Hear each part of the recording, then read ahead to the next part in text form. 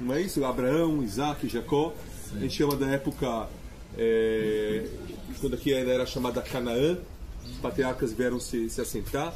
Depois acabaram migrando para o Egito, né? Por causa da fome que teve aqui. Ficaram ali por 400 anos, até que Moisés trouxe o povo de volta para cá. Não é isso? Depois Josué entra com o povo. E aí começa a época dos juízes por muitos anos. Depois os reis, rei Saul, rei Davi, rei Salomão, os reis menores. E depois começam as dispersões. No ano de 580 a.C., os babilônios, Nabucodonosor entra e manda os judeus como cativo da Babilônia.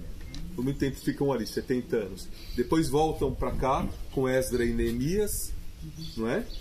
E Zerobabel reconstrói o templo e depois ficam por aqui. Naquela época era a época dos persas, né? A partir daí os judeus tinham um certo domínio, mas por trás deles sempre tinha um império maior. E é isso que nós vamos falar agora. No começo eram os persas, depois vieram os gregos, o período dos gregos, depois o período dos romanos, não é isso? Os romanos, a época de Cristo, é a época em que os romanos eram o império que tinha o domínio nessa região. Depois, no ano de 320 depois de Cristo, o Império Romano aceita o cristianismo como religião. Na época o imperador se chamava Constantinos, a sua mãe se chamava Helena, e por influência da mãe Helena, Constantinos começa a transformar o Império Romano pagão no Império Cristão. O cristianismo passa a ser a religião oficial do Império Romano. A capital, que era Roma, passa a ser Istambul, que é a atual Turquia. Naquele tempo, Istambul era chamado de Bizâncio. Então, o Império de Constantino passa a se chamar Bizantino. E Istambul passa a ser chamado Constantinopla, por causa de Constantino.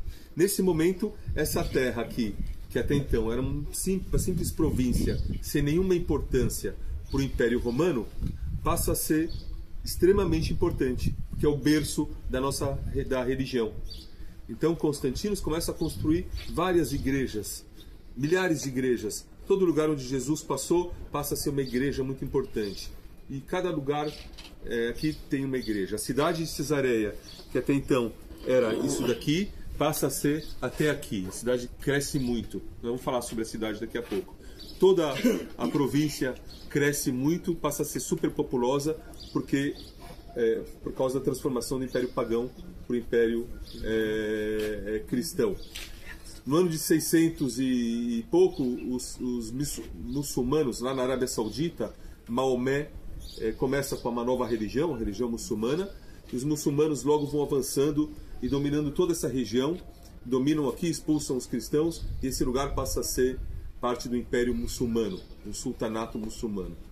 Os muçulmanos vão ficar aqui até o ano de 1090, mais ou menos, quando em 1090 vem um movimento de cristãos da Europa para liberar essa terra da mão dos infiéis. Esse movimento se chama Cruzadas. Os cruzados vêm marchando da Europa para liberar esse lugar da mão dos infiéis. Aí eles reconquistam vários lugares e reconstroem os lugares cristãos. Só que os cruzados só ficam por 100 anos. Depois eles são expulsos por Saladino e esses lugares voltam a ser muçulmanos. Praticamente até a Primeira Guerra Mundial, em 1917, fica na mão de vários grupos muçulmanos. O último é o Império Turco Otomano. Deixei um monte de nomes para vocês, mas depois eu vou voltar, só para fazer uma ordem agora. Depois a gente vai retornar. E depois da Primeira Guerra Mundial, os britânicos tomam conta. Em 48, Israel passa a ser o país que... Agora eu vou falar da história de Cesareia, vocês vão ver como a história se encaixa nisso que eu falei para vocês agora. Para falar de Cesareia, a gente tem que falar de um personagem que vocês conhecem muito bem. Herodes. Herodes o Grande.